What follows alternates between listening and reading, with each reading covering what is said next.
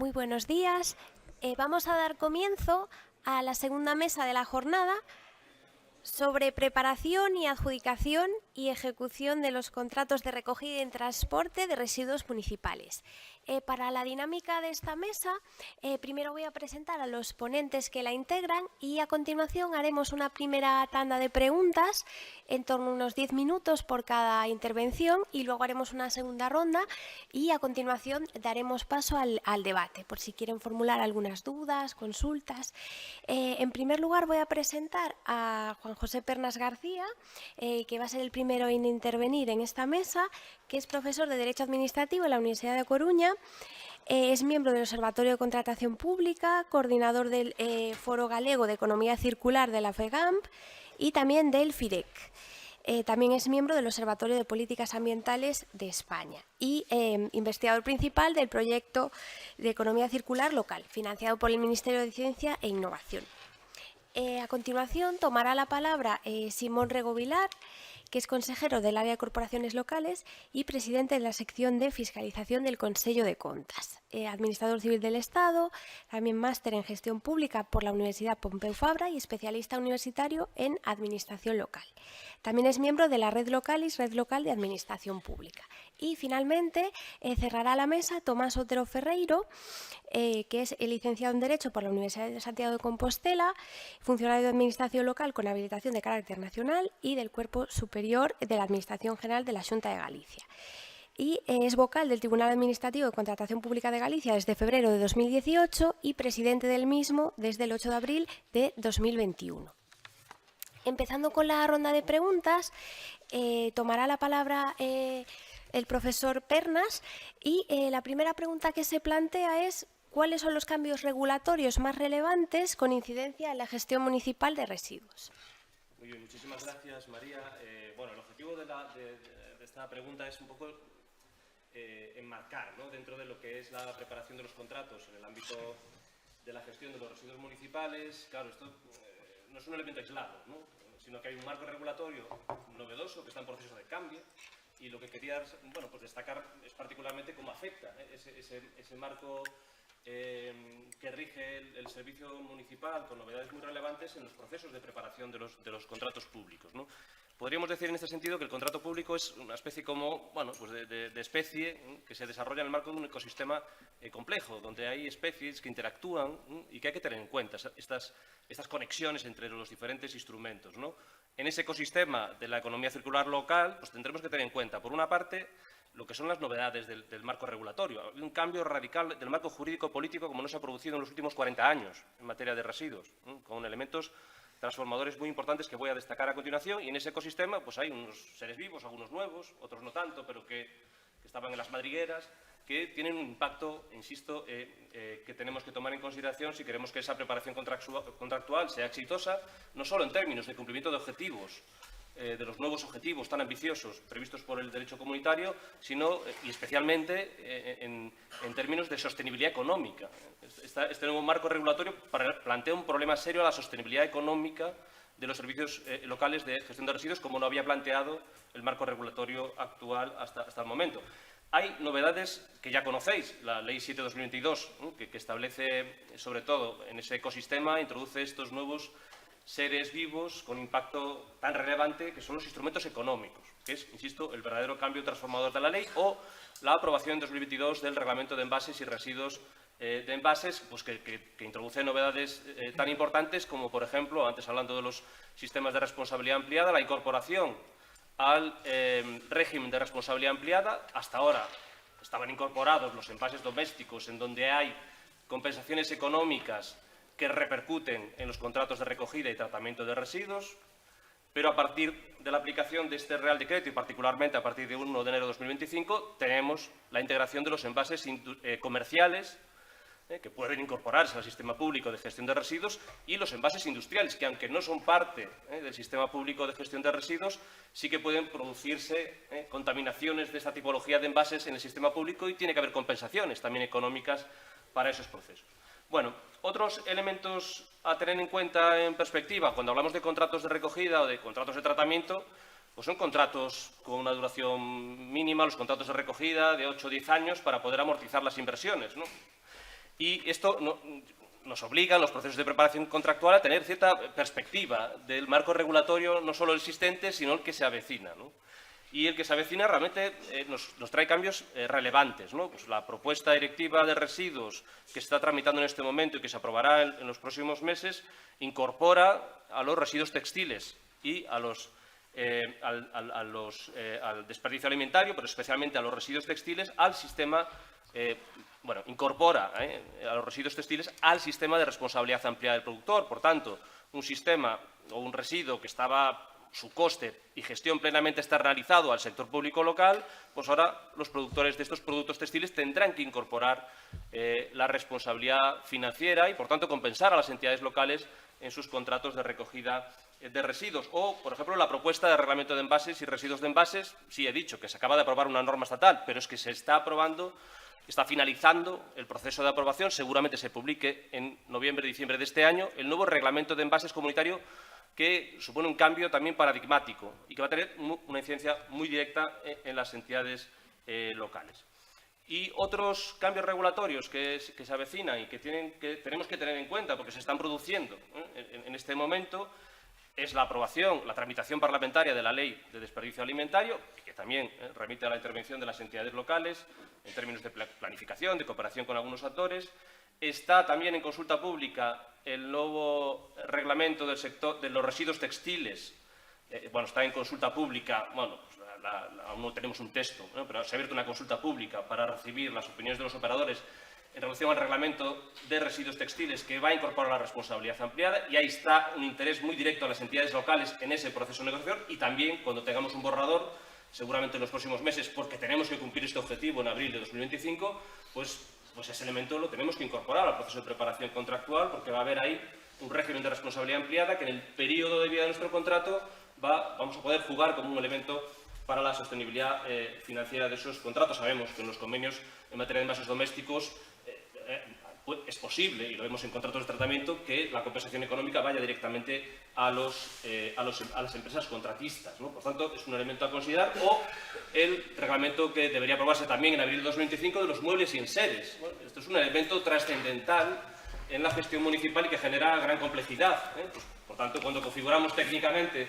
ese servicio, tendremos que incorporar una nueva regulación que no solo va a incorporar elementos que afectan a la gestión técnica, sino que también va a introducir otro régimen de responsabilidad ampliada del productor. En cambio, podríamos decir, como resumiendo, no voy a citar más normas que están en proceso, hay más que afectan a la gestión municipal, que hay una expansión del régimen de la responsabilidad ampliada que implica cuando menos un modelo de corresponsabilidad financiera en una amplia tipología de residuos que hasta ahora era un problema exclusivo del sector público, y esto no podemos ignorarlo en el proceso de preparación de estos contratos públicos.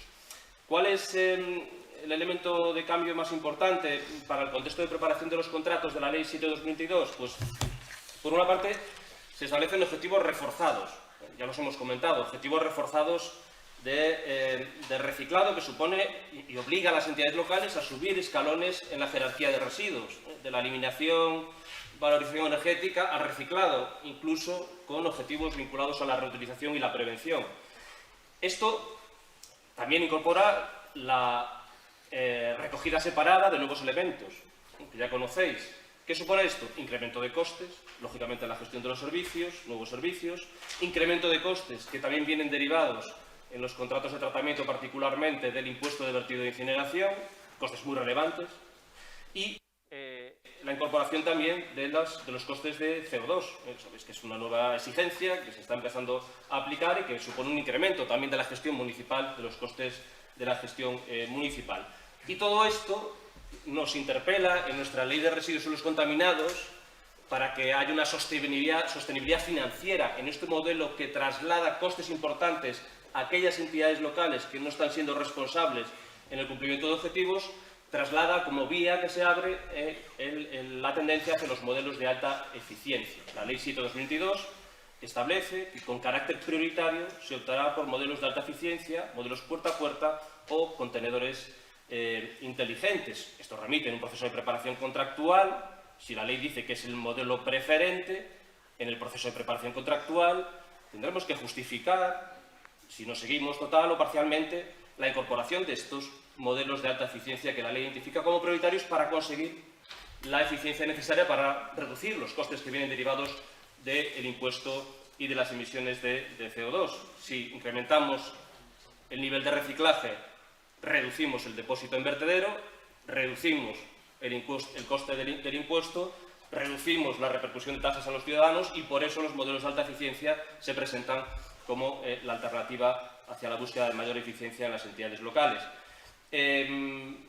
Algunas cuestiones a tomar en consideración, pues la problemática de la protección de datos de carácter personal, que es algo que incorporamos a los pliegos tradicionalmente con algunas cláusulas, remisión al reglamento europeo. Bueno, pues ahora tenemos que tener cierta estrategia, porque si los modelos de alta eficiencia y las tasas deben de permitir un modelo de pago por generación, vamos a tener que utilizar datos, y la gestión de esos datos tendrá que ser realizada de acuerdo con las propias exigencias de la regulación, el principio de minimización, la necesidad efectiva de esos datos, y tendremos que modificar nuestra ordenanza para incorporar los objetivos, el papel de los diferentes agentes, para qué voy a utilizar esos datos. Es decir, que hay una serie que afectan, unas cuestiones no solo afectan a una preparación contractual más profesional en el plano de la gestión de los datos, sino a otras herramientas de ese ecosistema, como es la ordenanza de gestión de residuos, que tendrá que incorporar el manejo de esos datos. La ley establece limitaciones en cuanto al régimen de impropios, por tanto, la definición técnica de nuestro contrato de recogida tendremos que incorporar como objetivo, dentro de la especificación de la recogida selectiva, ese tipo de previsiones y, en segundo lugar, pues también se establecen obligaciones de caracterizaciones periódicas, que es otro elemento que nos impulsa a eso que comentaba antes, ¿no? La necesidad de profesionalizar de forma creciente la gestión de residuos a nivel municipal. Se complejiza y esto hace que los contratos, siempre hemos dicho que la calidad de la preparación contractual es el elemento clave, pero ahora mucho más, porque hay mucha mayor complejidad y sobre todo hay que tener en cuenta la interacción de todos esos instrumentos que van a afectar al contrato, que es la herramienta, es el corazón del cumplimiento, es la herramienta fundamental para el cumplimiento de los objetivos de la regulación de economía circular. Bueno, y para acabar, no sé si tengo 2 minutos. Sí. Decíamos que el contrato crece en un ecosistema de seres vivos que interactúan, y estos seres vivos, entre comillas, son los instrumentos jurídicos de la ley de contrato. Hemos pasado de lo que es la realidad precaria, que conocéis, ¿no?, de la gestión municipal, donde pues, hay una gestión operativa vinculada pues, a la gestión de un servicio público, ¿no?, a la gestión de la emergencia, con poca visión estratégica y de planificación, ¿no?, por la propia realidad que hemos visto. Pero la ley de 6/2022 nos marca un nuevo modelo, una hoja de ruta que seguramente con los recursos que tenemos y con la madurez de la política municipal pues nos va a costar alcanzar, pero nos marca una hoja de ruta en donde pasamos hacia un modelo de gestión estratégica, planificada y eficiente. ¿Y cuáles son estas herramientas? Pues, en primer lugar, la planificación. Las entidades locales hasta ahora podían optar por la planificación. A partir de ahora, las entidades de más de 5.000 habitantes tendrán que planificar la gestión de los residuos, marcar el horizonte, un horizonte de objetivos que va a condicionar la preparación del pliego técnico para el cumplimiento de objetivos a través del contrato público, que es la herramienta para la ejecución de esa planificación municipal. En segundo lugar, si hemos planificado, marcamos el horizonte, hay que ordenar el papel de cada uno de los actores, la ordenanza de gestión de residuos, que predefine el marco de nuestro modelo de gestión, dentro del cual hay que preparar el contrato público. En tercer lugar, una vez que planificamos, ordenamos, tendremos que disponer de una tasa para incentivar el cambio de comportamiento y el contrato público tiene que tener protagonismo. Se van a gestionar datos en el marco de la ejecución del contrato y el contrato en su preparación tiene que ser también una herramienta para facilitar la gestión tan compleja de esas tasas que vayan incorporando el pago por generación. Y si tenemos un contrato ineficiente y generamos pues, un gran nivel de rechazo y un bajo nivel de reciclado, estaremos generando más costes y repercutiendo costes en la ciudadanía a través de la tasa municipal. Y, finalmente, el resto de los mecanismos. Una recogida separada de calidad permite incrementar ingresos y reducir costes. Por tanto, la responsabilidad ampliada del productor y el protagonismo de los convenios es muy importante. Tenemos que incorporar los ingresos previstos en un marco de proceso que está en marcha. Por eso ese proceso es clave y las entidades locales tienen que adquirir conciencia del impacto de esos procesos de negociación, estar más presentes. No lo hemos estado, por lo menos en el caso de Galicia. El impuesto de vertido y el coste de CO2, que ya he comentado, con contratos de recogida y tratamiento ineficientes, estamos generando costes vinculados a la generación de rechazo y, sobre todo, estamos haciendo un gran favor a los productores de productos. Los productores de productos, a través de los sistemas de responsabilidad empleada del productor, van a pagar en la medida que recuperemos materiales. Por tanto, contratos de recogida y tratamiento de baja eficiencia, más costes para el sector público vía impuestos, más costes para el ciudadano vía tasas y, por tanto, también menos ingresos de los sistemas de responsabilidad ampliada. Y, finalmente, también el contrato público tiene que tener en cuenta el nuevo marco de la Ley de Residuos, donde se ha incorporado una de las competencias que hasta ahora no estaban presentes, que es la gestión y la obtención de la información por parte de las entidades locales, no solo de su propio modelo de gestión, sino sobre lo que están haciendo los productores de residuos comerciales que lo gestionan de forma privada. Y esto tenemos que incorporarlo también a los contratos de recogida, la gestión de la información de acuerdo con metodologías que se están aprobando a nivel comunitario. Bueno, esto era una visión general introductoria, no sé si he respetado el tiempo y nada más. Gracias. Muchas gracias.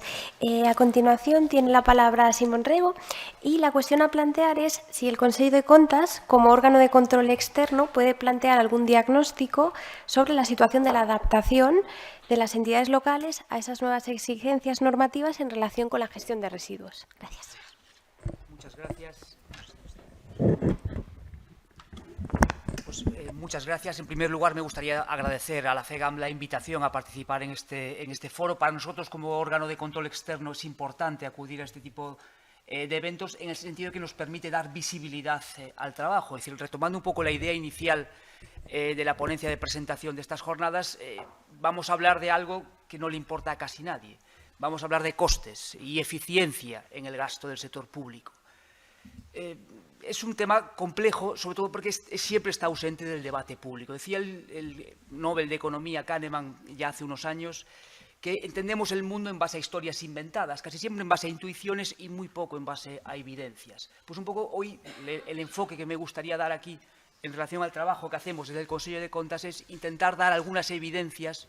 Primero voy a hablar un poco de lo que es el sector local en Galicia y después intentaré dar algunas evidencias en torno a cómo estamos gestionando este ámbito material y cómo es el análisis que hacemos desde el Consejo de Contas de Galicia. Tema que no le importa a nadie, los costes. Una pequeña anécdota sin demasiada importancia. Este es un debate que tenemos muy vivo en Galicia estos días. El coste de la dispersión y el envejecimiento, para decir, en esta comunidad autónoma, que es especialmente relevante y que debía ser algo que debiéramos tener muy claro. Pues este es el dato que dábamos en junio, 900 millones de euros.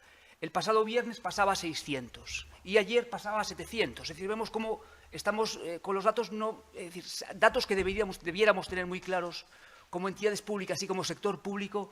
Queda mucho trabajo por hacer. Vamos a dar un paso y decir, ¿y cómo podemos, como Consejo de Contas, colaborar en la mejora de la gestión pública desde la comunidad autónoma? ¿Qué hacemos como Consejo? Es decir, el Consejo de Contas es un órgano previsto en el Estatuto de Autonomía, que tiene ya más de 30 años. Es decir, la gente nos conoce por la primera de nuestras funciones, la de vigilancia. Somos el general a posteriori, los que llegamos para ver si la legalidad del gasto y del ingreso público y la regularidad, si las cuentas reflejan la imagen fiel. Solo se nos conoce por esa actividad. Es decir, básicamente es nuestro business as usual, es decir, lo que el conjunto del sector público espera de nosotros que hagamos, de control puro de legalidad. Y en el ámbito del sector local, esto nos lleva a que, por ejemplo, esta función tradicional nos lleva a que en los años 90 el 20% de los ayuntamientos de Galicia rindieran cuentas al Consejo de Contas. En 2005 ya era el 50%, en la actualidad el 100% de los ayuntamientos de Galicia rinden cuentas al Consejo de Contas. Por poner un ejemplo y dar una visión de lo que significa esto en el ámbito estatal, en Andalucía está en el 50%, no rinden cuentas ni todas las diputaciones provinciales. En Castilla-La Mancha están cerca del 50%. Entonces, la idea es poner en valor el trabajo del sector local en este ámbito. Pero además de esta labor tradicional de control y vigilancia de la legalidad, tenemos otras funciones que estamos potenciando en los últimos tiempos y por eso estamos en estos foros. Es decir, además somos generadores de evidencias para la mejora de la gestión pública. Y aquí ya no operamos con el principio de legalidad, o no solo con el principio de legalidad, aquí hablamos de economía, de eficacia, de eficiencia y de sostenibilidad económica, social y ambiental del gasto, pero también del ingreso público. Y por eso hacemos estudios sobre las concesiones de macrohospitales en Galicia, donde no solo analizamos la legalidad del gasto, sino que analizamos cómo se podrían haber invertido los euros públicos, es decir, si habría soluciones mejores, si había alternativas. Por eso analizamos la eficiencia de los peajes en la sombra de las autovías, es decir, por eso analizaremos, el próximo mes presentaremos un análisis sobre el reto demográfico en la comunidad autónoma y qué se está haciendo desde el ámbito local. Además, tenemos una función adicional del fomento de la integridad pública. En Galicia, a diferencia de Cataluña, no tenemos una agencia antifraude. Esa función nos corresponde al Consello de Contas y tenemos una función de prevención del fraude y el fomento de la integridad pública, pero solo en la parte de prevención. No tenemos facultades de investigación como si tienen en Cataluña o tienen en Valencia. Este es un poco el enfoque que queremos de las funciones del Consello de Contas.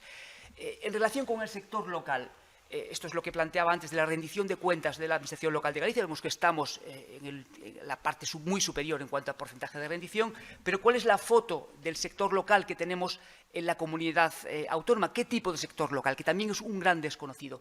El sector local de Galicia gestiona un Sergas, es decir, los créditos iniciales que gestiona el sector local de Galicia están por encima de los 5.300 millones de euros.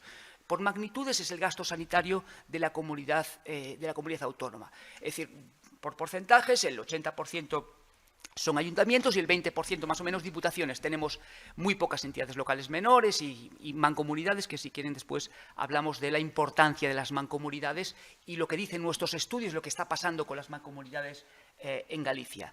¿A qué dedican sus recursos el sector local en esta comunidad autónoma? Tenemos un sector local muy inversor. Es decir, el sector local dedica el 16% de sus recursos a capítulo 6, a inversiones. Esto es el doble en porcentaje de lo que dedica la comunidad autónoma, por ejemplo.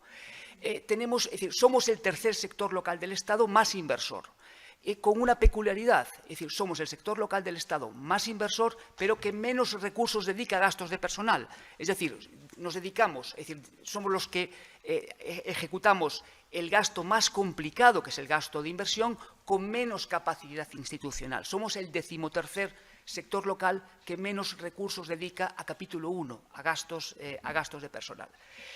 Todo esto está en nuestros informes, y todos los meses de marzo publicamos este análisis en base a la información que nos remiten todas las entidades locales, el 100% de las entidades locales de la comunidad autónoma, y todos los meses de marzo publicamos este análisis de a qué se están dedicando los recursos de las entidades locales. No solo la legalidad del gasto, sino hablamos de eficiencia del gasto y del destino. Y aquí diferenciamos cuál es la finalidad de este gasto.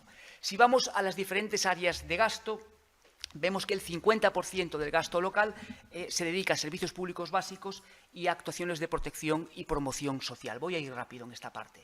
Pero damos un paso más allá, es decir, ¿cuáles son los principales programas de gasto por ayuntamientos por tramos de población? También tenemos este análisis, esta desagregación en nuestros informes. Y la idea un poco es intentar aproximar a todo el conocimiento que se está generando desde los órganos de control externo para la mejora de la gestión pública local. Entonces, cuando hablamos de costes de los servicios de gestión, hablaré en la segunda parte de mi presentación de esta parte de propuestas desde los órganos de control externo. Pero la idea es poner en valor toda la información que se está generando en cuanto a la evaluación de las cuentas de las entidades locales. Podemos hablar también de cómo se está financiando este sector local. Si la comunidad autónoma, más del 90% de sus recursos tienen carácter estable, que le proceden a través de los sistemas de financiación autonómica o a través de los mecanismos de fondos europeos, si vamos al sector local, cuando hablamos de los recursos que recibe de la comunidad autónoma, 3 de cada 4 no tienen carácter estable. Son recursos finalistas que le llegan a través de procesos de subvenciones, con lo que complica la gestión, con lo que permite y la planificación de ese gasto. Es decir, aparte de ser más complejo de gestionar unas subvenciones con carácter finalista que el gasto que no es finalista, también es más complicado hacer previsiones y planificación a largo plazo de los programas de intervención pública. Después hablaremos de esto, de la importancia de la planificación.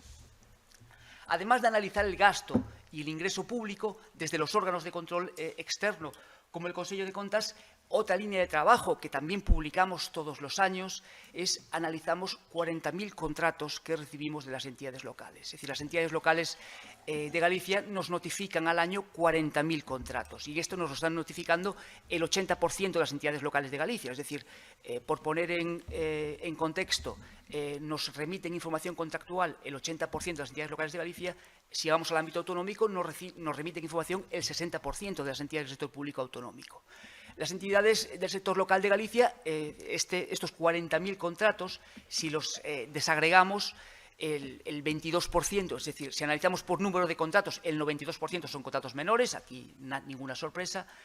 Si vamos por importes, el 22% de estos contratos son contratos menores, el 78% se licitan a través de procedimientos abiertos o otro tipo de procedimientos. Es decir, vemos que la importancia de los contratos de obra, es decir, 3 tipos de contratos, obras, servicios y suministros, representan el 80% de la contratación y el carácter prácticamente anecdótico de los contratos de concesión de obras y servicios y contratos administrativos especiales y contratos privados. Podríamos dar un paso más, es decir, en relación a qué información disponemos del sector local y qué información planteamos para la mejora de la gestión pública local. El siguiente elemento, y con esto ya acabo esta primera intervención, es el análisis de las patologías que también recibimos del mundo local. Cada año recibimos 10.000 reparos de los órganos de control interno y 1.300 expedientes con omisión de fiscalización previa. Los reparos, el 70%, se refieren al ámbito de la contratación pública y los expedientes con omisión de fiscalización previa, el 80%, se refieren a este mismo ámbito de la contratación pública. ¿Cómo tenemos que mejorar cómo tenemos que mejorar y dar pasos para evitar estas patologías en la contratación? De esto hablaré en la segunda parte de mi presentación. Muchas gracias.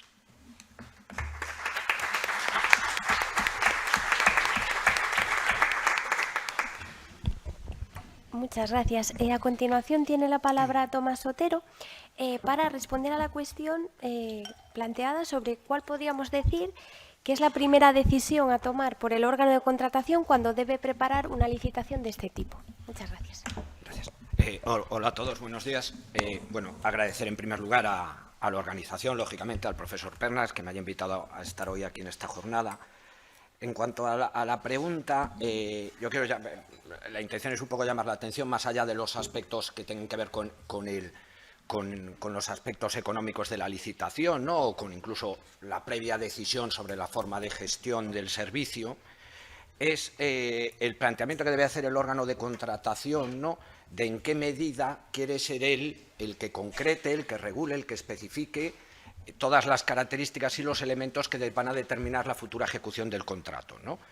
El órgano de contratación se le plantean 2 opciones. Por un lado, puede pensar que es más adecuado dejar en las manos del futuro adjudicatario, ¿no?, toda esa concreción y especificidad de las distintas características y elementos que van a configurar la prestación del servicio, ¿no?, entendiendo que pues, va a ser una empresa especializada en el sector con un claro conocimiento concreto de la materia y que entonces pues, va a ser la que tenga más mecanismos, ¿no?, para gestionar el servicio de una forma eficiente, más allá del establecimiento, ¿no?, de un marco general, ¿no?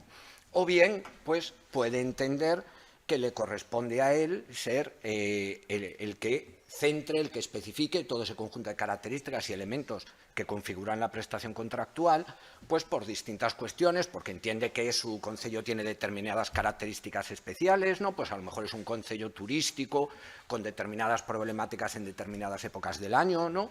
O, por ejemplo, pues que se le plantean otra serie de problemáticas o controversias en relación con la ciudadanía o con aspectos concretos del servicio, o bien porque entiende que esa concreción de las distintas características pues va a ser una forma de anticiparse y de tener claramente regulada posibles controversias que les puedan surgir posteriormente en sus relaciones con el adjudicatario, ¿no?, en la fase ya de ejecución contractual. Y digo que esto es una opción relevante del órgano de contratación porque, lógicamente, va a determinar la futura ejecución del contrato, pero también va a condicionar muy claramente el propio procedimiento de licitación, ¿no? por un lado, va, lógicamente, a determinar el contenido expreso del pliego de prescripciones técnicas, ¿no? Tenemos entonces, y a nosotros en distintos expedientes de licitación que nos han llegado al conocimiento del tribunal, ¿no? Pues tenemos dos modelos de pliegos de prescripciones técnicas en función de la opción que se haya escogido, ¿no? Uno más reducido, que establece un marco general, el marco regulatorio, ¿no? Unas condiciones generales, como ya señalaba antes el profesor Pernas. Ya es un marco regulatorio complejo, ¿no? Nosotros en algún caso se nos han producido licitaciones que por el propio transcurso del tiempo de la preparación de la licitación, el marco jurídico que venía establecido y por tanto las consecuencias y las obligaciones para los licitadores ya habían quedado desfasadas en el momento en que se publicaban los pliegos, ¿no? Entonces puede decidir ese marco, a lo mejor en el propio PPT fijar una regulación más por objetivos de recogida, incluso por objetivos de reciclaje, ¿no? O establecer obligaciones generales en relación con el adjudicatario y la administración, o bien puede establecer un pliego de prescripciones técnicas mucho más extenso, mucho más pormenorizado, mucho más detallado, en el que va a fijar todas las condiciones y las características de la futura prestación del servicio, ¿no? Pero no solo nos va a configurar el pliego de prescripciones técnicas, sino que además va a tener esa decisión inicial una influencia muy determinante también en el pliego de cláusulas administrativas y en concreto en los criterios de adjudicación, ¿no? Como sabemos, el PPT, como decía, nos lo dice el 125 de la ley, fija las características del servicio que queremos que se nos preste, ¿no? Y en concreto el pliego de cláusulas administrativas y la regulación de los criterios de adjudicación, digamos, fija el marco por el cual queremos que compitan los licitadores para poder obtener la mejor oferta en calidad-precio, ¿no? Para poder resultar adjudicatarios. Y uno y otro aspecto, ese pliego de prescripciones técnicas y el cuadro de criterios de adjudicación del contrato, no solo es que evidentemente no deban tener errores, no deban tener incongruencias, ¿no? Sino que deben ser coherentes, deben caminar en esa misma dirección de lo que ha decidido inicialmente el órgano de contratación, ¿no? Es decir, si el órgano ha decidido dejar en manos del futuro adjudicatario la correcta prestación del servicio, ¿no? La concreción de cómo prestar el servicio, deberá ser precisamente en los criterios de adjudicación en el que exija que los licitadores le presenten todo el conjunto de elementos, de condiciones, de características que configuran su modelo de prestación del servicio, ¿no? Para que el órgano de contratación tenga toda la información suficiente para entonces poder decidir la mejor oferta en calidad-precio. Si no, va a acabar tomando una decisión sin conocer realmente cuáles son las características y condiciones de los distintos modelos de servicio que se le están presentando, ¿no? Entonces, es imprescindible que tenga un cuadro de criterios de adjudicación detallado, pormenorizado, en el que se exija todo el conjunto y se valoren todo el conjunto de elementos que configuran esa prestación del servicio. Pero si tenemos, por el contrario, un pliego de prescripciones técnicas mucho más detallado, mucho más pormenorizado, en el que ya se ha realizado esa primera labor de concreción de esas condiciones, pues entonces parece que los criterios de adjudicación no pueden tener el mismo objetivo que en el caso anterior, ¿no? Los criterios de adjudicación deberán ser diferentes y deberá el órgano de contratación hacer un esfuerzo concreto para identificar qué aspectos del pliego de prescripciones técnicas pueden ser objeto de mejora y, por tanto, hay marco para que los licitadores puedan competir entre sí, pero que otros aspectos del pliego de prescripciones, y más allá de que en algunos se considere relevante una cierta descripción, ¿no? Que existe una cierta descripción por los licitadores, pues simplemente se han establecido unos requisitos ya de máximos que impiden entonces realmente que ahí pueda haber una competencia entre licitadores, porque, como sabemos y dicho de una forma general, ¿no? Lo que no mejora el PPT en realidad no puede ser objeto de puntuación, ¿no? Por ejemplo, si hablamos de aspectos como los medios materiales para la prestación del servicio, ¿no? Evidentemente, por ejemplo, los vehículos, ¿no? Evidentemente, en el caso de que el órgano de contratación haya optado por dejar en manos del futuro adjudicatario la concreción del servicio, necesariamente un criterio de adjudicación deberá tener en cuenta que los distintos licitadores le propongan al órgano de contratación un elemento tan relevante, tanto para la prestación del servicio como desde el punto de vista económico, ¿no? Como son los vehículos necesarios para la recogida de residuos y las distintas características y condiciones de los mismos, ¿no?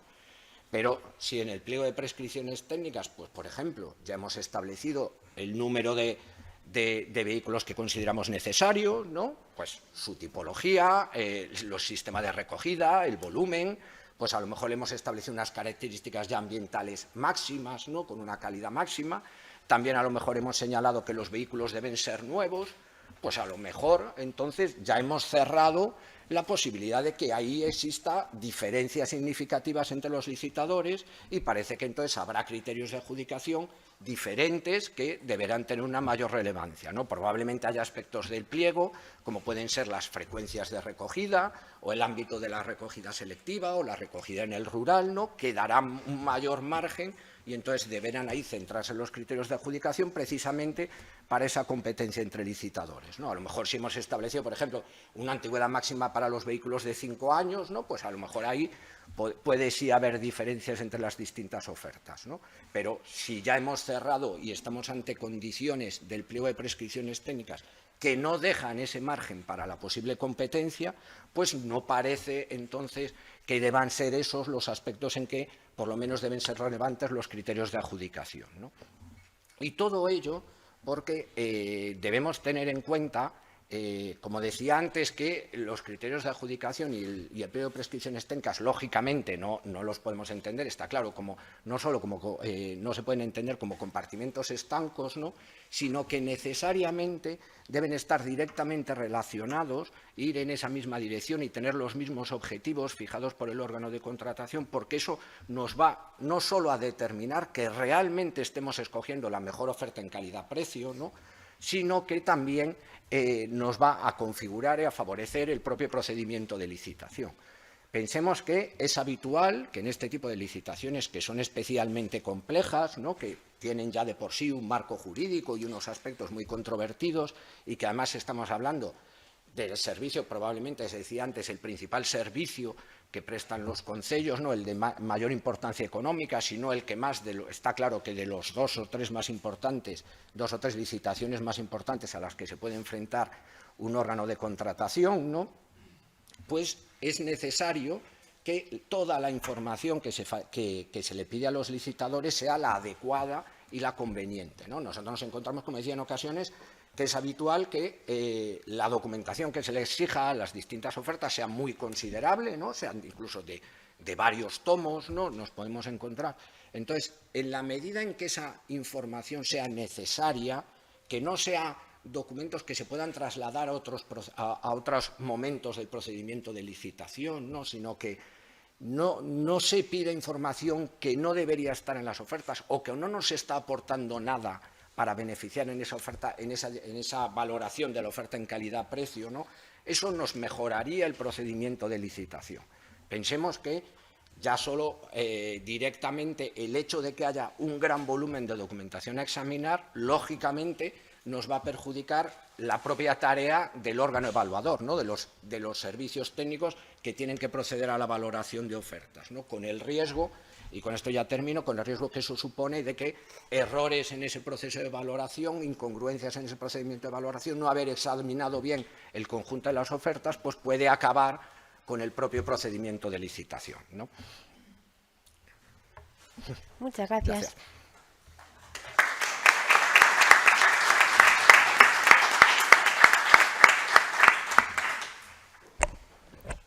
Sí, a continuación, otra pregunta para el profesor José Pernas es cómo afecta ese nuevo marco que se ha descrito a los procesos de preparación contractual y qué elementos considera que hay que valorar para una preparación contractual que sea de calidad.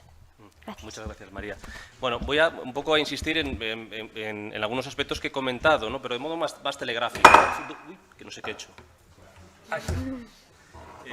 Haciendo referencia un poco de modo telegráfico a algunas cosas que he comentado e incorporando algunas otras nuevas. En primer lugar, el impacto de la Ley de Residuos y Suelos Contaminados nos remite fundamentalmente a una de las previsiones de la disposición adicional, que es la obligación de adaptación.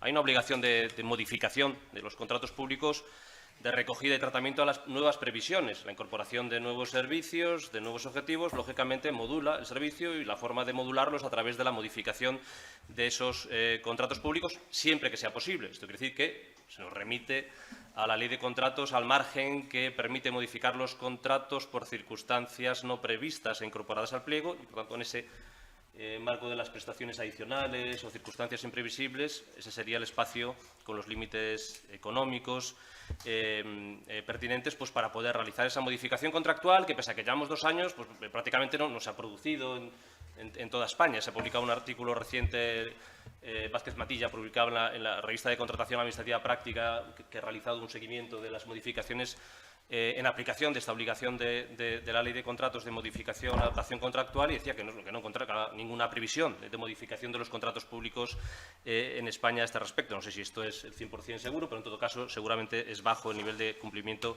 sobre esta previsión. En segundo lugar, la ley establece la obligación de que las entidades públicas, también las entidades locales, den cumplimiento a la jerarquía de residuos a través de los instrumentos económicos. El contrato público es un instrumento económico y es a través del contrato público como, en la medida de lo posible, el contrato de recogida y tratamiento, debemos dar cumplimiento a esa jerarquía de residuos. Y esto hace, y de hecho algunos contratos, mañana hablaremos del contrato de Tarragona, que incorpora un poco esta filosofía, el contrato de recogida, cómo estamos pasando progresivamente pues, de contratos de gestión de residuos municipales a contratos que incorporan más bien una perspectiva de gestión integral de recursos, donde los puntos limpios no solo son un espacio para depositar residuos, sino que, por ejemplo, se convierten en un elemento para cumplir el segundo escalón de la jerarquía de residuos a través de objetivos de reutilización, ¿no? Por tanto, ahí creo que en esa fuerza del principio de jerarquía de residuos y en el impulso hacia subir escalones, reciclado, reducción, prevención, pues estos contratos irán incorporando progresivamente servicios que no solo se centran en la gestión de residuos, y en esto también las empresas que realizan esta labor tendrán que adaptarse a nuevos modelos, ¿no? de apoyo a las entidades locales, que no solo se centra en la gestión de los residuos municipales, sino en la prevención y reutilización de recursos. Otro elemento importante, el tercer elemento que quería comentar, es la redefinición del alcance de los servicios municipales. Llevamos décadas, pero en algunos casos muchos años, con contratos que se han venido modificando en algunas ocasiones de facto, incorporando servicios sin demasiada reflexión, y la preparación de un nuevo contrato es, con la nueva ley, el momento para hacer una auditoría, entre comillas, de qué estamos haciendo, ¿no? La nueva ley redefine el alcance de los servicios de recogida, redefine el concepto de residuos domésticos y nos dice claramente que si queremos incorporar residuos comerciales, debemos de incorporarlo a través de nuestra ordenanza municipal. ¿Vale? Por tanto, tenemos que ver, insisto, cuál es el alcance de nuestro servicio municipal para ver si estamos cometiendo ineficiencias o asumiendo la responsabilidad de otros actores que directamente deben asumirla. Por ejemplo, los residuos industriales claramente están fuera, los que se derivan de la actividad propia de las actividades industriales, aunque sean asimilables en composición, si se derivan de la actividad propia industrial, están fuera del servicio municipal. La ley de residuos no permite la posibilidad de extender este servicio a los residuos de carácter industrial. Los residuos orgánicos de una pequeña instalación de producción de embutidos, esos residuos orgánicos son asimilables en composición a los derivados del hogar, pero no son residuos que puedan gestionar las entidades locales. Y con relación a los comerciales, como ya he dicho, tendremos que reflexionar si queremos ofrecer una vía alternativa para las actividades comerciales, para que puedan elegir entre servicio público y privado, o si simplemente queremos dejar fuera a los, por ejemplo, a los grandes productores de residuos comerciales. Esto exige reflexionar sobre lo que estamos haciendo, ver si estamos asumiendo servicios y costes que no nos corresponden y, de acuerdo con el marco de la ley que redefine, restringiendo el alcance del servicio, tendremos que preparar el contrato con una idea clara sobre cuál es el alcance de nuestro servicio público y cuál no debe ser una responsabilidad del sector público, especialmente en un contexto de tensiones económicas derivadas de los nuevos instrumentos económicos. Ya he comentado la obligación de priorizar los modelos de alta eficiencia. Habrá que ver en la preparación del contrato a nivel técnico y en la valoración económica en medida podemos asumirlo, pero en todo caso creo que habría que justificarlo en el marco de expediente y si nos alejamos de lo que la ley indica que es el modelo prioritario. Y con relación pues hay cosas que voy a pasar directamente porque ya las he comentado, insistir en los contratos, el contrato de recogida, la calidad de la recogida separada como un elemento fundamental que va a predeterminar la recepción de ingresos por los sistemas de responsabilidad ampliada del productor. Hasta ahora teníamos un único sistema que afectaba más directamente a las entidades locales, bueno, no solo un único, el principal sistema, que es el de los residuos de envases domésticos, pero es que se va a producir una expansión hacia otros productos que tienen gran protagonismo en la gestión local, lo cual quiere decir que en la preparación de los contratos tenemos que tener esa perspectiva que se va a ir completando con los años, con nuevas regulaciones que se van a extender al sector textil, muebles y enseres. Los envases comerciales se incorporan como una exigencia financiera en principios del año 2025 y, por tanto, esto va a repercutir económicamente en la gestión local, incluso, como decía antes, los envases industriales. ¿Qué más? La calidad de la preparación y ejecución del contrato, ¿no? que comentaba antes Tomás, porque bueno, la ley prevé consecuencias para las entidades locales.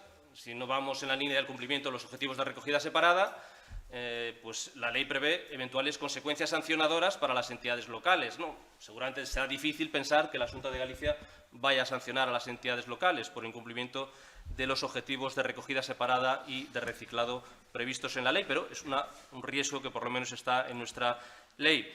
En segundo lugar, lo que comentaba antes, tener en cuenta mayores o menores ingresos de la RAP, que van a depender en buena medida del rendimiento ambiental de nuestro contrato.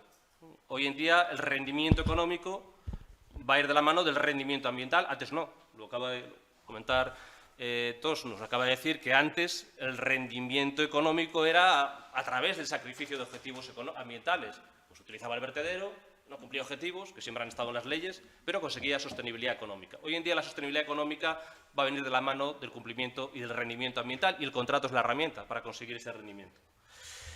Retribuciones variables ligadas a la calidad y a la prestación, ir hacia modelos de pago por rendimiento, que creo que hablaremos en alguna de las sesiones.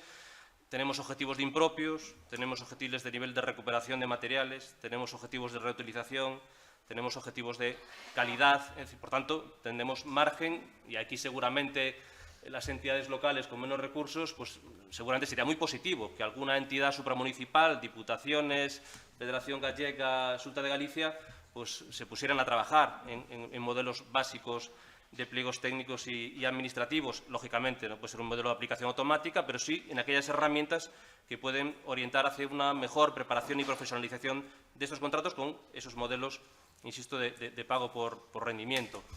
La fase de ejecución de los contratos.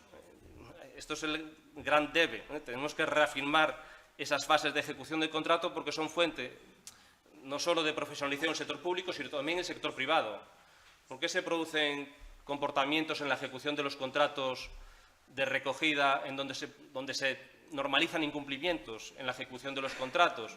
Bueno, pues porque es un espacio donde hay una carencia de control y ejecución contractual y los actores económicos, en algunos casos, pueden verse tentados a reequilibrar de facto el contrato a través de la ejecución contractual, detrayendo costes laborales, costes vinculados a las inversiones. Por tanto, una buena fase de control por parte de las administraciones públicas es fuente de profesionalización del sector público y también fuente indirecta para evitar ofertas temerarias en este ámbito. Preparación y obtención de información y datos, ya lo he comentado, la digitalización y la protección de datos de carácter personal, que es un elemento central en la preparación de los contratos. También su previsión en la ordenanza de gestión de residuos. Y otro elemento que se apuntó, que es la creciente complejidad de los procesos de preparación de estos contratos públicos. Ya no podemos pensar que es un contrato que podemos preparar pues con el mismo técnico municipal, repitiendo esquemas del pasado, sino que las caracterizaciones, control de impropios, la definición de servicios compensatorios en modelos puerta a puerta, la importancia de la comunicación, la protección de datos, el contrato como gestor indirecto de tasas, de datos sobre tasas. Es decir, la complejidad es mucho mayor y esto hace que nos tengamos que tomar en serio esa previsión a la que comentaba la responsable de la Comisión Nacional de dar los medios materiales a una gestión que va a tener riesgos notabilísimos en la gestión financiera a nivel municipal. El modelo organizativo, la articulación jurídico-técnica, esa a veces separación que se produce entre el que prepara el pliego técnico y el plano jurídico, Esa ausencia de articulación, si se da en una entidad local, es una fuente y un riesgo notabilísimo en el ámbito jurídico. Muchas veces en los pliegos técnicos se introducen previsiones contradictorias, se introducen previsiones que tienen que estar en los pliegos de cláusulas administrativas y esa falta de trabajo genera riesgos importantes y también en el pliego de cláusulas administrativas. No es posible preparar unos criterios de adjudicación de calidad por parte de un jurista. No es posible en un contrato de esta complejidad y menos en los contratos de tratamiento de residuos.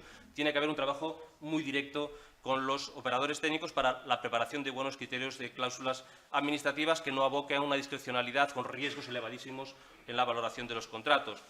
Ir hacia modelos de preparación colegiada entre los actores internos.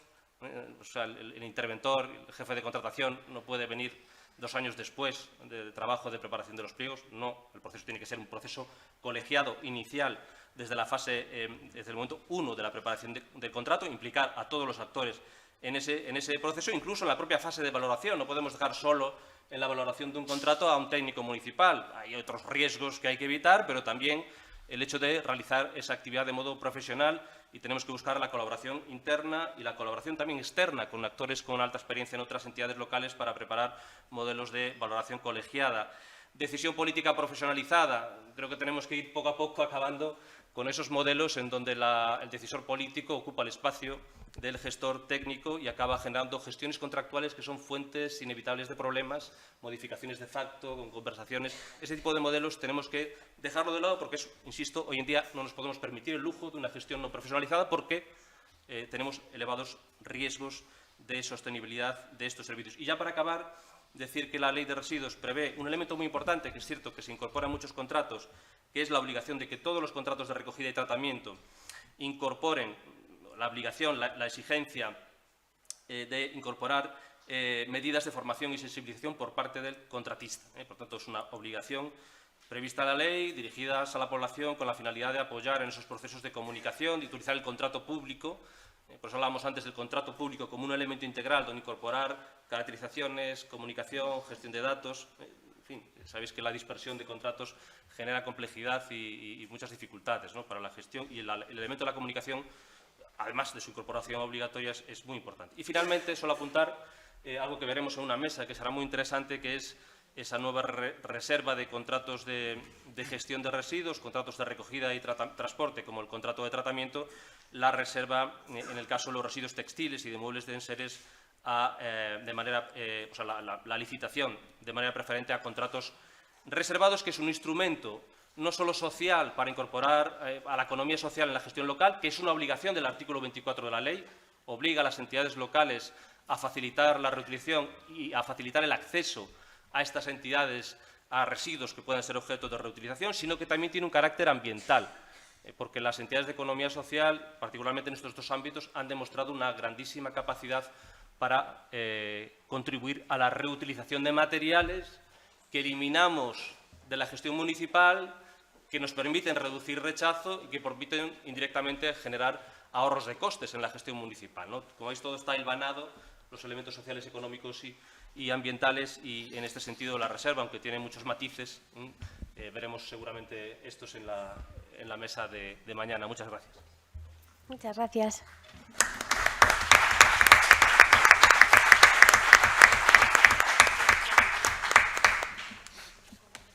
Sí, a continuación, la segunda pregunta planteada para Simón Rego es si tiene previsto alguna línea de futuro como Consello de Contas para la transición a nuevos marcos de gobernanza en cuanto a la gestión de residuos locales. Muchas gracias.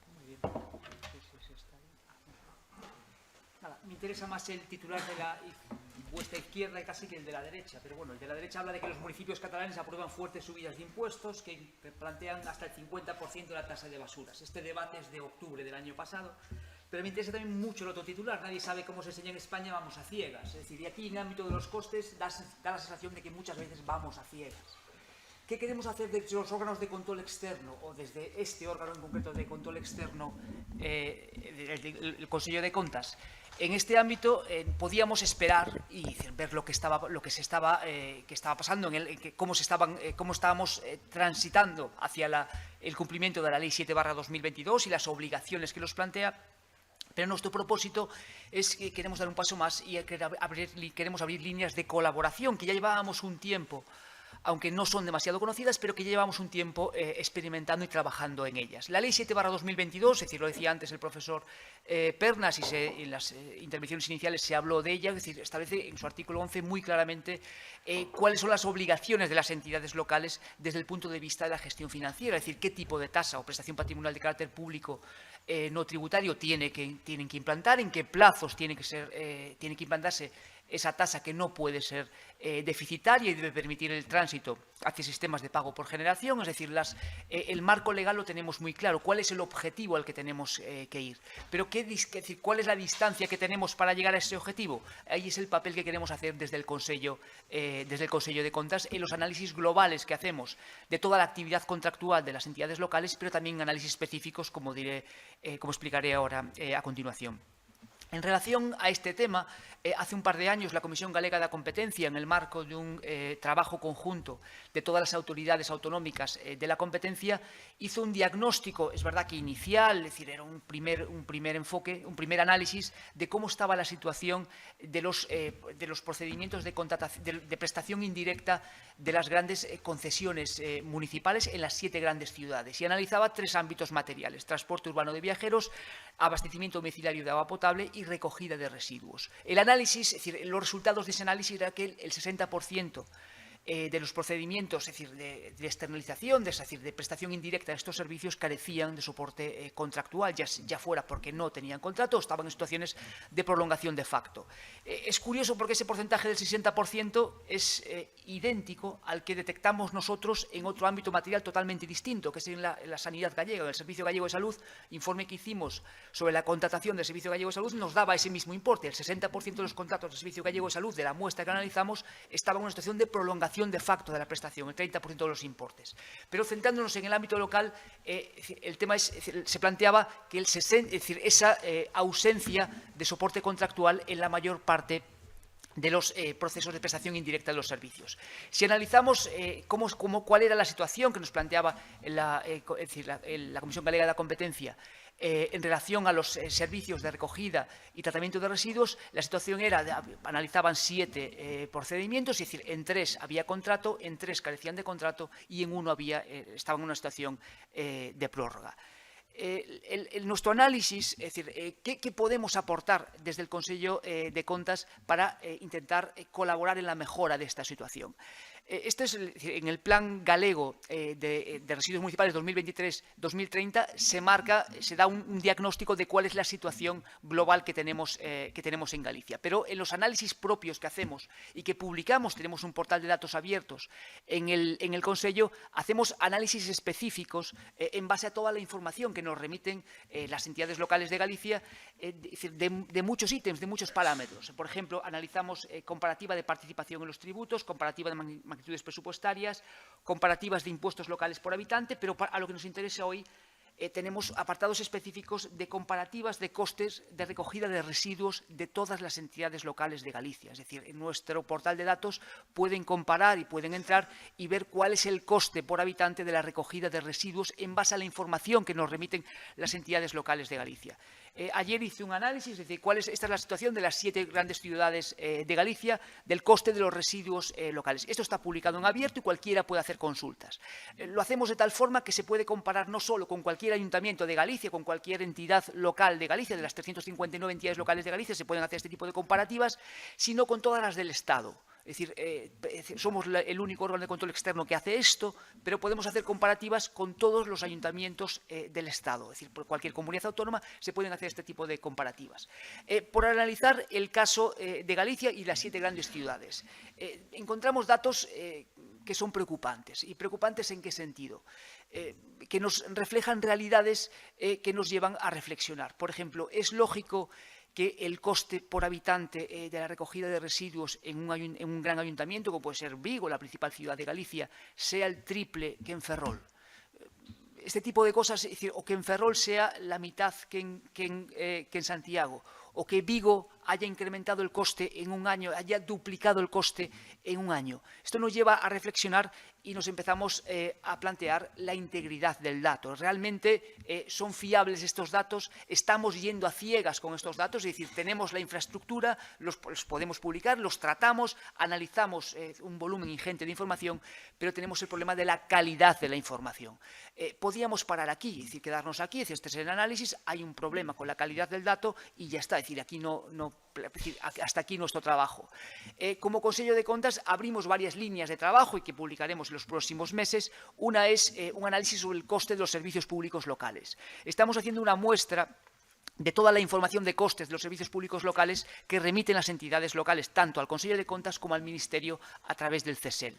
En los próximos meses vamos a publicar un diagnóstico de la preocupante situación de la contabilidad de costes en el ámbito local que nos va a afectar y que va a ser clave en estas transiciones que nos exige la Ley 7/2022. Difícilmente podemos plantear estudios de viabilidad económica, es decir, los estudios económicos de las tasas o las prestaciones patrimoniales de carácter público, si no sabemos los costes de la prestación de los servicios. Pero nuestro enfoque no va solo a plantear un diagnóstico, sino que el siguiente paso va a estar en aprobar una metodología consensuada con el sector local, es decir, impulsada desde los órganos de control externo para facilitar esta contabilidad de costes y garantizar la integridad del dato.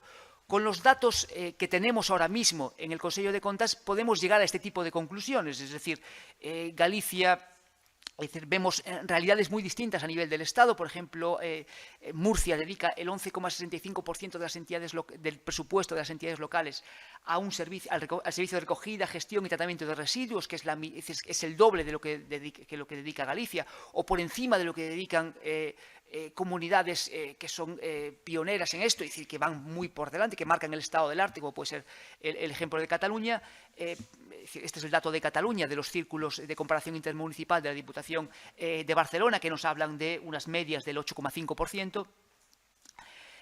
Pero de esto, este tipo de análisis lo tenemos de todos los servicios públicos municipales. La idea un poco es que queremos poner en valor toda esta información para que acabe en la gestión y que sea un instrumento útil para la gestión. En cuanto al abastecimiento domiciliario de agua potable, vemos que el rango va del 0,58% de los recursos de los presupuestos municipales al 4,29% de Castilla-La Mancha, por ejemplo. Y otro ámbito que está totalmente fuera de estas jornadas, pero que sí que es el rinoceronte gris, es decir, que tenemos todos enfrente y que nadie está queriendo abordar, esto es la asistencia social primaria y lo que están invirtiendo las entidades locales. Vemos que en algunas comunidades autónomas ya estamos rondando el 30% de los recursos locales que se están dedicando a asistencia social primaria. Pero digo, lo que me interesaba plantear es que este tipo de análisis lo tenemos de todos los servicios públicos municipales disponibles en nuestro portal de datos y de forma que nos permite hacer comparativas y informar la gestión desde el día a día. Además de estos trabajos específicos en materia de mejora de la calidad del dato y de fomento de la integridad de este dato, también nos planteamos propuestas de mejora en el ámbito de la contratación pública. Vemos una realidad preocupante en relación con los expedientes de omisión de fiscalización previa que les comentaba antes y los reconocimientos extrajudiciales de créditos, motivados en muchas ocasiones también en este ámbito material por las deficiencias en los procedimientos de contratación.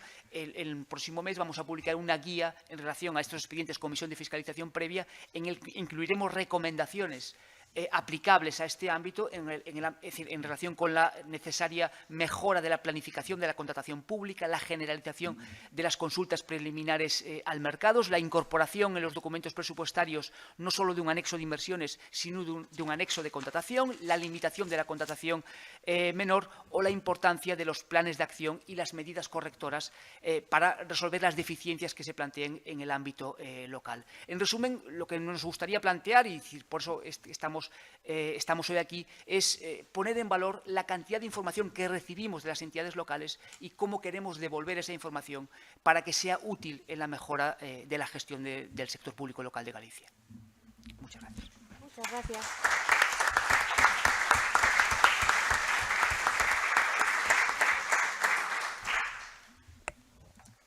Y finalmente tiene la palabra Tomás. nuevamente, para responder si por la experiencia del TACAL puede indicar cuáles serían las principales controversias que se plantean en este tipo de licitaciones complejas, como son las de recogida de residuos. Gracias. Gracias. Vale. Claramente, la principal problemática que se plantea en este tipo de procedimientos de licitación, ¿no?, que a nosotros nos llega como tribunal, está claramente referenciada a la posible exclusión de licitadores, ¿no? Por eso hacía referencia antes a la problemática que el aumento en la información que se le pide a los licitadores, si es innecesaria, ¿no?, pues también va ligada a las posibilidades de que nos aumenten esta posible problemática sobre la exclusión, ¿no?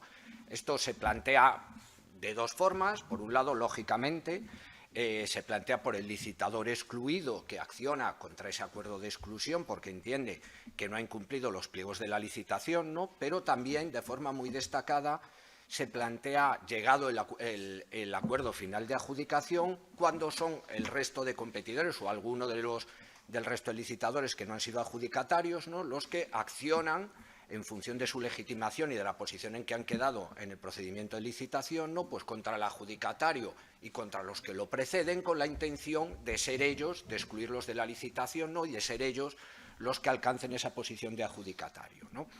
Esta problemática sobre la exclusión tiene dos efectos, ¿no?, muy negativos para el propio procedimiento de licitación y, en general, para el propio contrato, ¿no? Por un lado, evidentemente, afecta a la duración del procedimiento y a su seguridad jurídica, ¿no?, claramente, aunque sabemos que el recurso especial es un recurso dotado de condiciones de agilidad y rapidez, ¿no?, pues evidentemente la propia tramitación del recurso pues supone una paralización en un procedimiento que ya de por sí sabemos que es bastante largo en el tiempo en estas licitaciones que son complejas, ¿no? Más aún se paraliza cuando, y nos ha ocurrido en distintas ocasiones, son varios los recursos presentados en el mismo procedimiento de licitación por este tipo de controversias, e incluso en algún caso que da lugar a retroacción de actuaciones, con lo cual va alargando y alargando el procedimiento de licitación, ¿no? Pero, además, afecta a su seguridad jurídica porque, sabemos, el recurso especial al final se va a resolver dentro del procedimiento de licitación, ¿no? Es decir, nos va a permitir llegar a un último acto de adjudicación y una formalización del contrato con los recursos especiales resueltos, pero en este tipo de procedimientos de licitación complejos y con un importe económico muy considerable, pues es habitual que todas esas problemáticas se acaben residenciando después en la jurisdicción contenciosa, ¿no?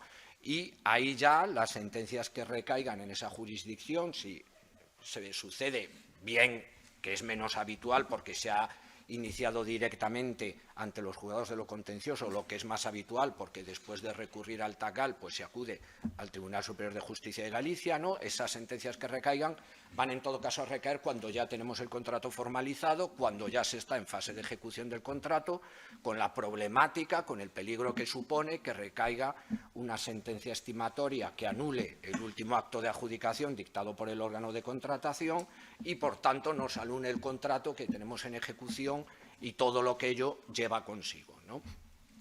Pero, aparte de este efecto ya perjudicial para el propio procedimiento, tiene otro, incluso que podemos señalar igual o más grave, ¿no?, que nos afecta al propio contrato, y es en la medida en que determina que podamos considerar que realmente el contrato o el procedimiento de licitación ha cumplido su objetivo, ¿no?, que podamos entender en realidad que estamos ante un procedimiento de licitación que ha sido exitoso, ¿no?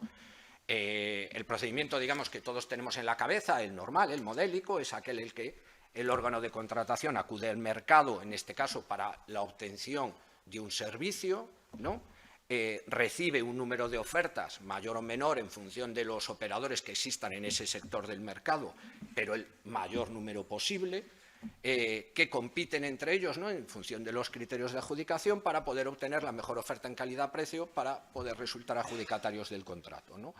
Pero lo que sucede en ocasiones, y más aún en este tipo de procedimientos que son especialmente complejos, es que el procedimiento de licitación se acaba convirtiendo en un campo de minas, ¿no?, en el que a medida que se avanza van cayendo licitadores por el camino y resulta que acabamos en un momento final del procedimiento de adjudicación en el que apenas se valoran dos ofertas o incluso peor, ni siquiera se llegan a valorar porque se la acabamos adjudicando al único licitador que ha quedado vivo, ¿no? Evidentemente puede llegar el caso excepcional, ¿no? Pero que sería peor que no hubiese ningún acto de adjudicación porque no nos quedase ningún licitador, ¿no? Pero partiendo de que llegamos a un acto de adjudicación, pero en realidad el peor de los casos es que realmente no hubo competencia en el procedimiento porque lo hemos adjudicado a la única oferta que al final nos ha cumplido los pliegos de la licitación, ¿no? Entonces, es verdad que en esos casos podemos decir que hemos llegado a un acto final de adjudicación, ¿no? Es verdad que se produce la formalización del contrato y que, por tanto, se va a iniciar la prestación del servicio, pero difícilmente podemos entender que ese procedimiento de licitación ha cumplido su objetivo, que ese procedimiento de licitación ha sido exitoso, ¿no?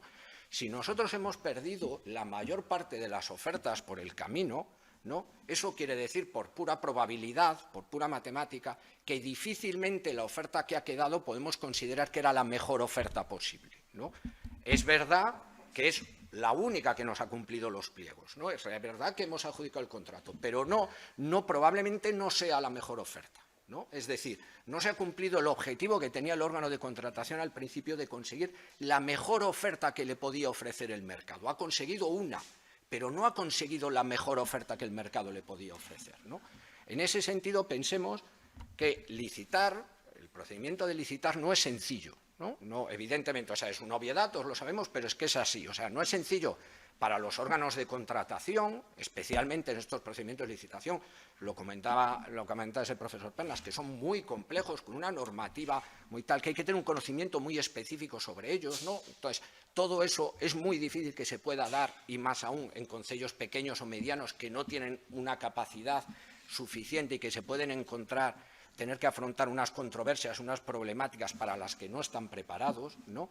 Pero tampoco es sencillo para las empresas. Es decir, aunque aquí el órgano de contratación se dirija a un sector especializado, que podemos pensar que son empresas habituadas a licitar, pensemos que se le está dando o poniendo a su disposición un conjunto de documentación, un pliego de prescripciones técnicas que puede ser muy complejo y muy extenso, un pliego de cláusulas administrativas particulares, un cuadro de características, una hoja de especificaciones, un conjunto de anexos que van todo con él, que en muchas ocasiones, y sucede así, el propio órgano de contratación tiene que estar formulando aclaraciones o hay contradicciones porque todo ese conjunto de documentación ni siquiera está suficientemente bien preparado, ¿no? Y eso todo se le pide que lo examinen los licitadores con el riesgo de que cualquier error a ese respecto los sitúe ya en la posición de poder ser excluidos del procedimiento de licitación, a la vez que tienen que formular, lógicamente, y realizar sus estudios y análisis para realizar una oferta competitiva, ¿no? En esto quiero recordar, aunque también es sabido, que los plazos de la ley de contratos son plazos mínimos. Entonces, lo conveniente cuando se está ante un procedimiento de licitación que es especialmente relevante para el órgano de contratación, que lo decíamos es uno de los más importantes que puede afrontar un concello, pues lo conveniente será ampliar esos plazos mínimos que marca la ley, que en el conjunto de la duración total del procedimiento de licitación esa ampliación de plazos no va a tener repercusión o va a ser mínima, pero sí va a facilitar la posibilidad de tener ofertas válidas dentro del procedimiento o que no se produzcan errores que podían ser evitables, ¿no? En ese sentido, también quiero llamar la atención, se decía antes, a la necesidad de que por todos los servicios técnicos que participan por parte del órgano de contratación en la preparación y análisis de estos contratos, no solo se realice un examen de legalidad, que evidentemente es necesario, sino que se realice un examen de conveniencia de los requisitos, de las condiciones, de todo el conjunto de los documentos de la licitación, ¿no? Pensemos que en ocasiones el pliego de prescripciones técnicas pasa por debajo del radar del propio análisis de legalidad que se pueden hacer por los servicios jurídicos, ¿no? Y eso puede conllevar contradicciones en los pliegos, problemáticas en los pliegos y, en definitiva, perjuicios para el propio procedimiento de licitación y que no se esté obteniendo la mejor oferta en calidad-precio, ¿no? En ese caso, a nosotros en situaciones que realmente se da esta controversia sobre posible exclusión de licitadores, ¿no? De las propias alegaciones que a veces nos llegan de los órganos de contratación, se traslada un poco la sensación de que en ese momento al órgano de contratación en realidad el requisito controvertido parece que no le importa demasiado, que ni siquiera tiene claro que realmente sea relevante para la ejecución del contrato. Hay ocasiones en las que se solicitan documentos, certificaciones, requisitos, que no se sabe ni para qué, o da la sensación de que no se sabe ni para qué, ni quién tiene que disponer del certificado o no, o del requisito que se pide, lo cual, más allá de la legalidad o no legalidad de la redacción del pliego, con independencia de eso, lo que muestra es que no se ha producido ese análisis de que realmente lo que se estaba solicitando en la licitación era conveniente, era adecuado o estaba mejorando la prestación contractual, en definitiva, ¿no? Pensemos que en la medida, y con esto ya termino, así creo que no me paso, me parece, pensemos que en la medida en que todo lo que se solicita en la licitación sea comprensible, se dé toda la información necesaria a los licitadores, sea transparente, sea coherente todo lo que se está pidiendo, eso nos va a permitir tener un mayor número de ofertas válidas. Ese mayor número de ofertas válidas, si se han adoptado correctamente los criterios de adjudicación, va a aumentar las posibilidades de obtener entonces una mejor oferta en calidad-precio, y eso, en definitiva, va a permitir cumplir el objetivo que tenía el órgano de contratación de obtener la mejor oferta posible del mercado, ¿no? Y lo que es más importante, va a permitir al órgano y a todos como ciudadanos que obtengamos, en definitiva, el mejor servicio público posible, que es lo que todos queremos, ¿no? Muchas gracias.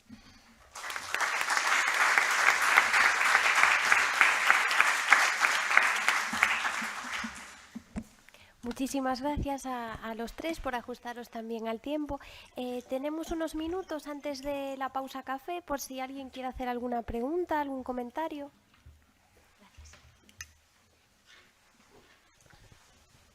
Boas, eu son Manuel Pan de Siao, dedicámonos a andar polos concellos falando sobre a implantación dos novos sistemas de recollida de lixo, tratamento, medio ambiente. Entón, a realidade que nos atopamos, e deixando ao lado as grandes cidades, no? Que hai centros de concellos que o que teñen encima da mesa que contratar incertidume. É dicir, cantidade comentabas o 60%, bueno, despois de ver o de escoitar o do 60% dos Sergas, non me parece descabellado que están facendo os concellos, vamos, pero cantidade de proxecto, de contratos prorrogados, contratos xa caducados de fai anos, que se viñeron levando, que están vixentes, recollidas, que están vixentes. Poñías o caso das cidades, pois é normal que Vigo salga máis caro que Ferrol, porque Vigo é un contrato de fai pouco, mínimamente adaptado á nova legislación, e Ferrol é un contrato de fai, non sei, 20 anos, debe ser, non? Que se ven arrastrando con unha prestación de servizos, que tal. Entón, todos estes concellos, a pouco que lles botes os números por enriba, se encontra que teñen que multiplicar por 2 a inversión que están tendo en recollida de lixo. Básicamente. Entre unhas cousas, máis ou menos, o que se atopan é que teñen que poñer moitísimos máis recursos enriba da mesa, lóxicamente que terán que trasladar á cidadanía, como sea e tal, non? Pero que hai unha gran incertidume, porque teñen que ter aprobadas unhas novas ordenanzas e unhas novas tasas en abril do ano que ven, ordenanzas e tasas que afectan os contratos vixentes. Por exemplo, prohibición de recollida a empresas, vale? E nas ordenanzas, tasas, as concesionarias están recollendo residuos empresariales nos polígonos. Que lle decimos á concesionaria? No, a partir de ahora que voy a aprobar la nueva ordenanza, deixas de recoller os polígonos. E os cartos desa recollida, para quen van? Para a empresa, descontamos do contrato. Quer dizer, hai unha gran incertidume, non? Entonces, a miña pregunta vai de se hai algunha maneira de... Despois que temos falta de referentes, non?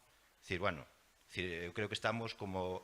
Estaba aquí Cataluña como no 2000, bueno, diría que como no 2005 en Cataluña, non? É dicir, temos falta de referentes, non sabemos se o porta a porta acabará funcionando en Galicia, non hai ningún proxecto de porta a porta testeado, o tema dos accesos, a maioría dos concellos que están aquí, que teñan menos de 20.000 habitantes, todos traballan con carga trasera, casi todos, non hai maneira de informatizar a carga trasera. Co cal non podemos, o tema que se fala moito do pago polo que generas e tal, é moi fácil decirlo nunha cidade, nun concello é bastante máis difícil de como se vai implementar, non temos referencias. Co cal, a miña pregunta vai, mentras un concello que está nunha situación como esta non ten claro como vai ter que sacar unha concesión, que aparte estamos vendo que son complicadas, que van levar anos, unha concesión nova, ben preparada, que si chego a acordo co veciño, que si non chego, necesitamos tempo. Entón, aquí os concellos atópanse con unha lei que o cumprimento non ven de ahora, non lle estou dando aos concellos, xa tiña que ter traballo feito tamén de antes, pero cunha lei que ten unhas obrigacións inminentes, con uns costes inminentes, con unha subida de canon inminente, pero que non saben o que facer. Entón, hai algún aspecto contractual que permita, mentras, porque claro, se falamos dunha concesión a 10 anos, como se falou aquí, coño, que sacamos ahora un contrato sin saber o que temos que contratar para fijar o que vamos a facer durante os próximos 10 anos con tanta incertidume. É moi complexo, non? Entón, hai algunha maneira contractual de a ampliación do contrato non me vale, na maioría dos casos, porque estamos falando dun 20%, o 20% xa cho come só a ampliación da orgánica. De prórroga de un contrato na nova lei, eu creo que hai algo aí, sabe máis pernas, que fala de que a lei di que se poden modificar contratos para cumplir coa lei, xa os contratos vixentes, non? Entonces, como fai un concello? Como fai un concello para facer un contrato ponte, mentras non teño novo contrato? É dicir, como reestructuro os acordos que teño cos meus concesionarios para ir dando pasos ou irme adecuando mínimamente ao cumplimento mentras non sei o que de verdade teño que contratar? Hai algunha maneira contractual de que un concello poida facer unha ponte para empezar a cumplir ata que teñamos unha concesión de verdade, pois xa há 10 anos que sepamos o que temos que pedir?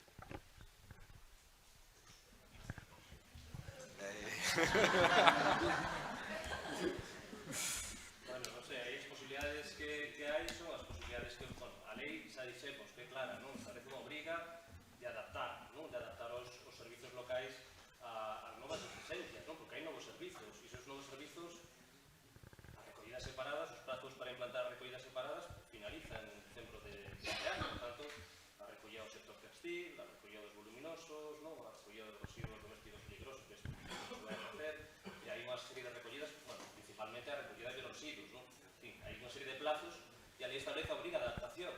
Claro, esa obriga de adaptación nos remite a posibilidad de modificación dos contratos na marxe que temos para o que dicía antes, non? A modificacións imprevistas, non?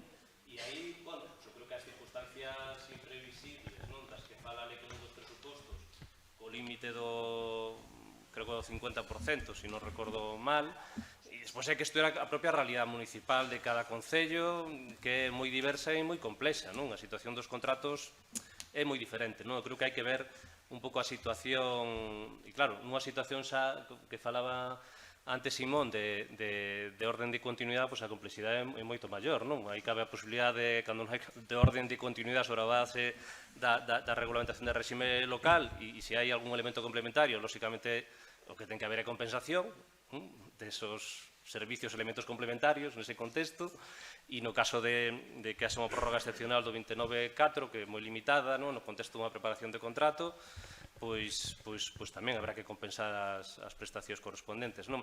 Claro, a realidade é moi complexa, desde logo sí que sabemos cousas, e sabemos que temos que aprobar un plan de xestión de residuos, sabemos que temos que aprobar as tasas en un escenario super incerto nestes momentos, porque se vemos as guías que están aparecendo, a guía do Ministerio, non? Os documentos que se producen en Cataluña, a interpretación dos conceptos é moi distinta, non? Sobre todo con relación, por exemplo, o tema da incerteza en torno a que significa que permita un pago por xeración. En un contexto onde unhas tasas que permitan un pago por xeración require un presuposto previo, que é dispoñer de modelos de alta eficiencia. Claro, se non dispoñemos de modelos de alta eficiencia que permitan a identificación, a eliminación do anonimato, pois dificilmente vamos a decir que hai unha serie de prazos, pero que non se corresponden cos traballos imprescindibles para implantar unha taxa que permita o pago por xeración, que require a previa modificación ou preparación dos contratos con modelos de alta eficiencia que despois posibiliten a aplicación efectiva das obrigas que prevé a lei, non? Vamos, insisto, hai moita incerteza, pero tamén hai obrigas que están claras e o marco da modificación contractual, pois habrá que estudiar cal é a realidad dos propios concellos e non, desde logo non é sencillo, non?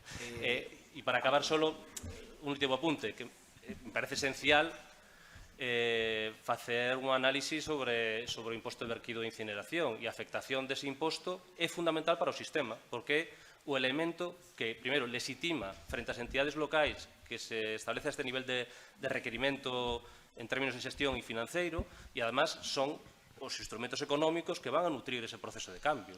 Por iso que a existencia desa afectación da recaudación que é autonómica directamente á xestión municipal, como se ten producido en Cataluña, creo que é o elemento de cambio transformador para poder asumir os retos que temos diantes. Mentre non se produza eso, creo que vai haber dificultades notabilísimas que todos coñecedes, ¿no?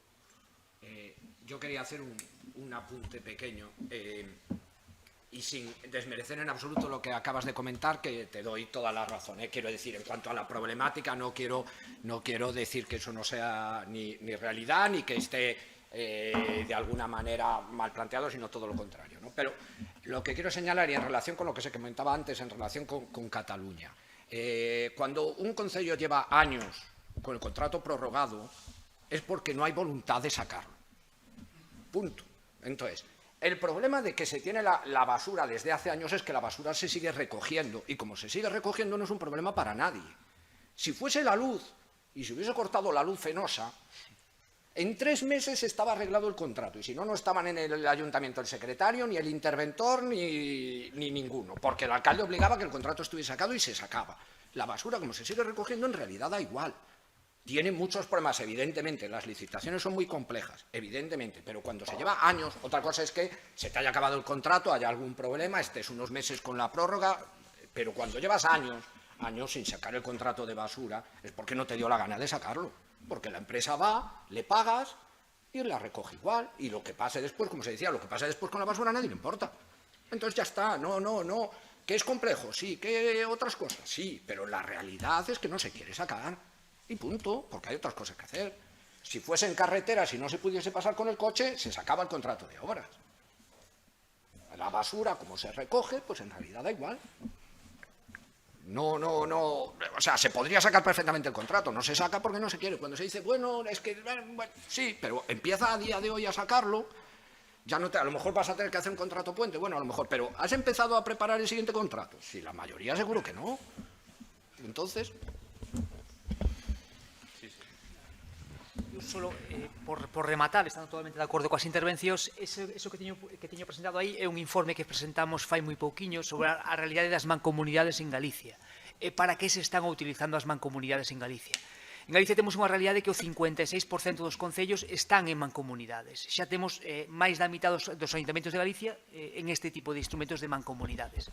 En rojo está o que poderían facer as mancomunidades e non fan. O que decían os estatutos que poderían facer para o que se crearon. Vedes que a inmensa maioría está en vermello. En verde está o que realmente están facendo, en amarillo está o que están facendo e que non estaba previsto nos seus estatutos. Pois temos ferramentas, xa temos aos concellos dentro destas ferramentas, non fai falta inventar a roda, é dicir, que me parece que estes días estamos inventando a roda, é dicir, temos instrumentos xa operativos que se poden empregar nesta materia. E en relación ao que plantexabas dos contratos, no Reglamento de Control Interno hai posibilidades, e falase de que podes aprobar un plan de acción mentre non licitas para xustificar que medida estás tomando para resolver esa situación. Hola, bueno, eu son Jorge Herreira, Concello de Porriño, responsable de residuos.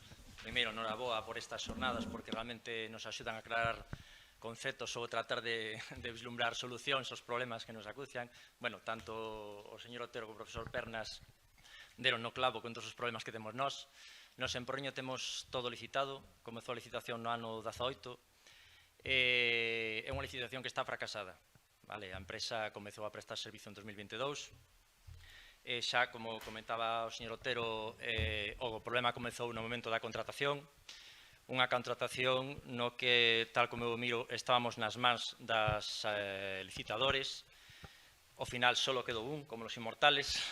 Ese un non foi nin o mellor, nin pode que fora máis barato, pero nese momento é difícil vislumbrar se se trata dunha oferta temeraria Por que? Porque o prego era aberto, era un prego bastante ben redactado, con posibilidades ás empresas adxudicatarias de que presentaran os seus proxectos. Esta empresa presentou un proxecto basado íntegramente en carga lateral. Que pasa coa carga lateral? Que é completamente inviable en moitas zonas do rural galego. E iso non o pode saber, entendo eu, o órgano de contratación, pero si debería sabelo a adxudicataria. Nos vemos ahora inmersos en un proceso, un contrato relacionado co que decía o profesor Pernas, que dura 10 anos, 9+1, e nos vemos non chegados os 3 anos de contrato, que isto está fracasado completamente. Hai incumplimentos por todas partes, e tratando de ter todo licitado, ou tíamos todo, incluso a recorrida de aceite, textiles, enseres, todo está licitado. Consecuentemente, con esta vorágine de cambios regulatorios que se nos veñen encima, a empresa cada vez, os márgenes sempre se van reducindo. Chegamos ao momento de bloqueo no que estamos ahora en que a empresa non pode asumir e nos vemos obligados, non sei cal serán as decisións, as deliberacións do órgano de goberno, a sacar unha nova licitación. Probablemente de algún xeito rescindir este contrato que non funciona, porque a empresa non pode cumprir o que estaba contratado. E claro, dado que é un contrato de 10 anos, 9+1, cal sería, moi relacionado co que falaba o compañeiro, cal sería o procedimento, cal sería o recomendable para, si se vai adiante unha nova licitación, a duración, por exemplo, desa licitación? Cal é o recomendable para unha situación deste tipo, dado esa avalancha de cambios regulatorios que se nos veñen encima, para que a empresa poda adaptarse a eses cambios dentro dunhos márgenes que ya sean rentables. Un pouco unha reflexión e unha pregunta.